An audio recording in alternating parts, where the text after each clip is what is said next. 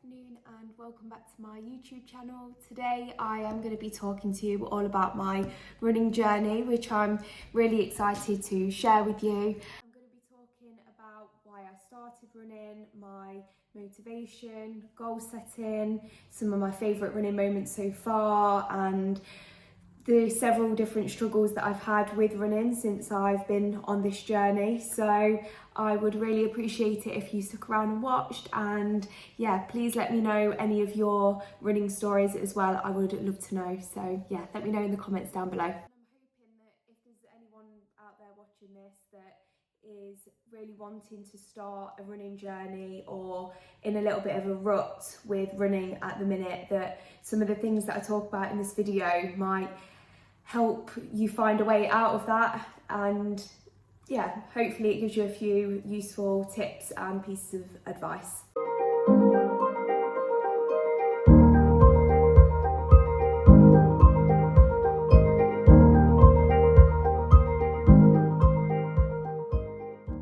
So the first thing that I wanted to talk to you about was my starting point. So if we rewind back to summer of 2023, so last year, I was booked in to climb a mountain in France called Mont Blanc, and I knew that it was going to be a big physical demand. And after just completing Mount Toubkal in Morocco in the February and finding it really difficult, I didn't think I was going to complete it. I knew that I had a lot of work to do cardiovascularly to improve in order for me to be able to climb Mont Blanc. And that was initially what motivated me to get out and get running. I didn't specifically start running because I wanted to run. I started it to get more physically fit, ready for this mountain that I wanted to climb. So, which is quite interesting really, that it's now developed onto a bit of a passion for running. So yeah, it didn't start off being that at all. It was all just so that I could go and climb this mountain and feel more physically fit and enjoy the experience. So I found that following the mountain, the couple of months after that, I wasn't particularly following a training plan, but the runs that I were going on were becoming, I wouldn't say easier, but I wasn't dreading going out running. I wasn't getting that same amount of breath feeling. I'd learned how to run to my pace rather than just trying to run to keep up with somebody else. It's really important. We're all individuals. It's really important that we run to our own capability rather than with someone else. So I learned about pacing and heart rate and zones, anaerobic, aerobic, all that sort of thing came into play, and I started to understand a little bit more why people train in a certain way. So then after the mountain, I came home and carried on my running, and my dad asked me if I wanted to run the Leicester half marathon, which was on the 1st of October. And I thought, why not? That's a really nice goal. I've never covered that, I've never road raced that distance before, so it was definitely a goal and gave me something to work towards for those couple of months. I think one big thing that I've learned during this past 7-8 months is that I am very much someone who needs a goal.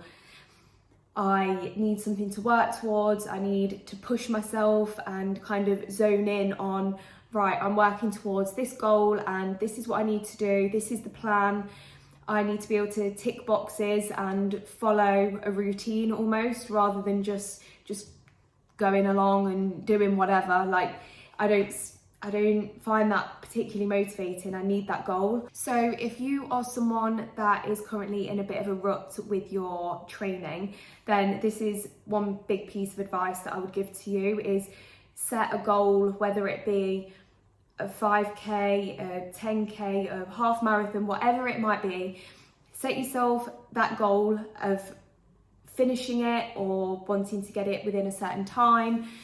Whatever your goal is, book it in and use that, put a plan in place and work towards that goal. I think having a goal is literally what has kept me running since last summer to now, which is the 19th of January. So that whole time I was working towards something, whether it be the mountain or a race or wanting to get to a certain distance. I had a reason to go out and do it. So it kind of takes the having to be motivated factor out of training. If you've got something booked in that you said you were going to do, then you are much more likely to carry on with your training and commit to it. So I want to talk a little bit about the challenges that I faced with my running journey. So there's quite a few.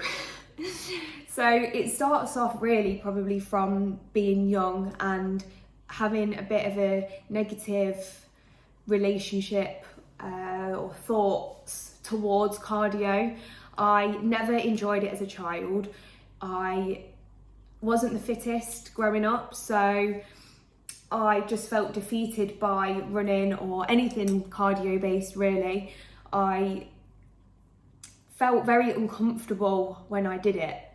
We were never really, as I don't think as a child you're ever really taught the importance of pacing yourself or tracking your heart rate, which is really important when you actually understand why people do all of those things.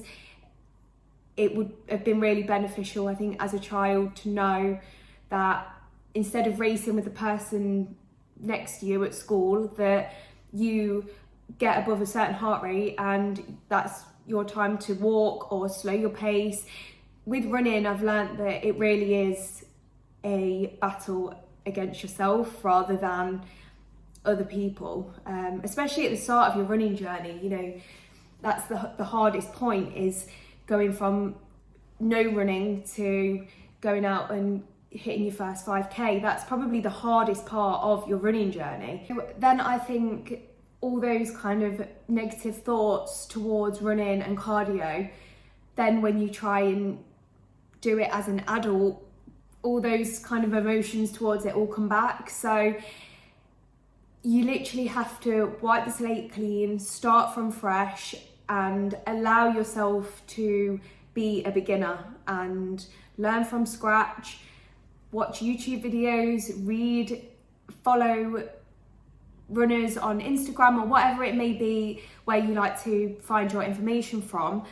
Follow these people and learn from them. So I'd say the other challenge kind of leading on from that first point was being very self-conscious when I ran. So because I've never felt comfortable doing it, obviously naturally you're a little bit on edge. And yeah, I actually remember running locally to where I live and hearing someone say, and that's exactly why I don't run, as if to say, look at her, she doesn't have a clue what she's doing. So I remember hearing that, and when you already feel self-conscious about how you look doing something, it wasn't the most confidence boosting thing to hear. But obviously it's like anything, you either let it get to you or you push it to one side and you carry on, which is exactly what I did, because I knew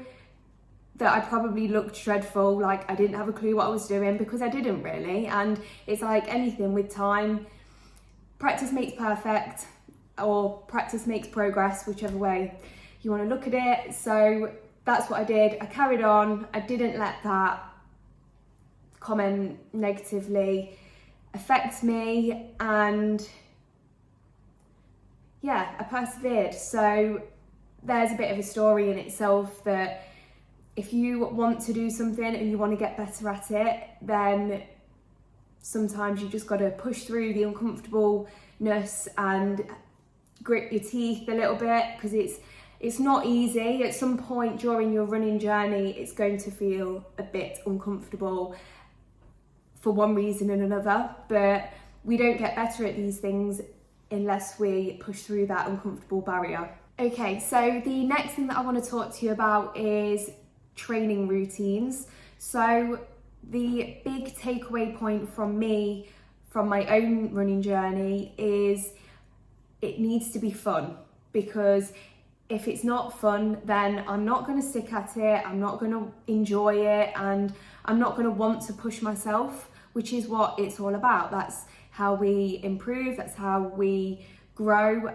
So I try and make it fun, however that may be. I might just go out the door and run a short distance that day if that's what I feel like doing, or I go and find a new running route that's near me, somewhere that I've not really run before. In terms of distance and speed, I didn't really have any expectations in those areas, because I just wanted to enjoy it and kind of get to a point where I missed going for a run if I didn't go. So it was never really in my mind, especially in the first kind of couple of months, that I had no expectations on it, because just getting out the door and doing something was better than not doing anything at all. That being said, when I booked in for my Leicester Marathon on the 1st of October, I did put a slight plan in place. I didn't follow a specific plan, but I made the conscious effort to make sure that I was going and doing a certain amount of miles, nothing crazy, but I just wanted to put miles in my legs, purely just so that when I got to the day that I'd made it as easy for myself as possible. Even though on the day I didn't really have an expectation of time, it was my first time running a half marathon, a road race type setup, so I just wanted to complete it. But obviously, if you're going to go and do a run like that, it's nice to feel as comfortable as possible, which in turn means that a little bit of training does help. And then following on from that as well, obviously I've booked Manchester Marathon, which is in April, so I've got a training plan in place for that. Again, it's such a long way that I don't want to turn up on the day and be unprepared. The more prepared you can be for something like that, the more chance you've got of enjoying it and being able to take in the atmosphere and really enjoy the experience. So the last kind of subject that I wanted to touch on was sharing some of my favourite running moments, and there's been quite a few, to be fair. I don't know that I can narrow it down just to one single moment.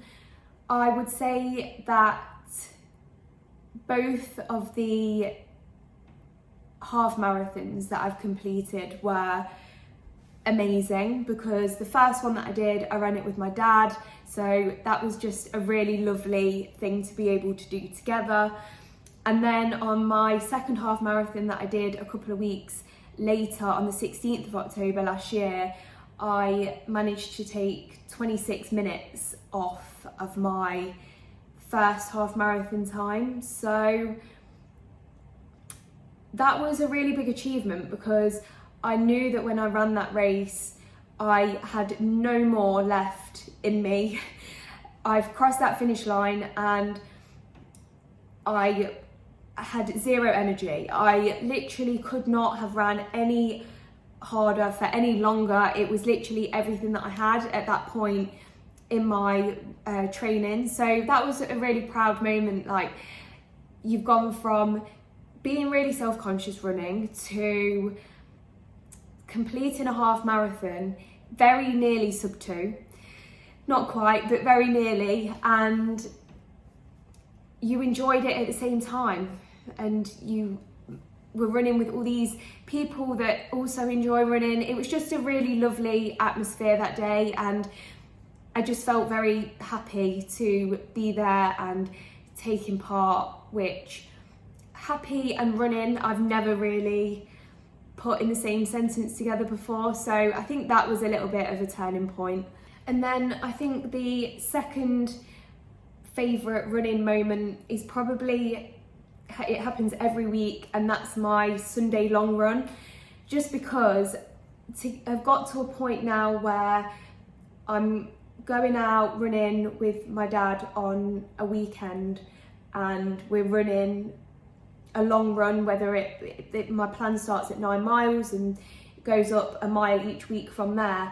I literally turned around to my dad last weekend and said, I think it's pretty cool that we just go out for a 10-mile run. And yes, it's not easy. We have to work during that session, but we're going out the door. We're not really thinking too much about it. We're just going with it. We're not fast runners by any means, but we get in the miles, and it's just a really nice feeling on a Sunday after I've completed a long run. It feels like a really nice thing to go and do, especially with my dad. So I hope that I haven't rambled on for too long about all of that, but I just wanted to kind of finish the video just by saying that if you are new to running and feeling a little bit disheartened with the journey so far, it might not be going as easily, or you might not be finding it as easy as you had hoped, then stick at it. And also, don't put yourself down if you're not progressing as quickly as you might like to. It does take time. I'm not running that much quicker, or if at all quicker than I was at the very start of my running journey, but I am running longer distances. So I haven't improved in all areas of my running, but I've improved in an area. So like I say, practice makes progress, and that's what it's all about. So I hope you've enjoyed watching this video. If you have started running or are on a little bit of a running journey, then please let me know how it's going in the comments below. I would be really interested to hear, and I will see you in the next video.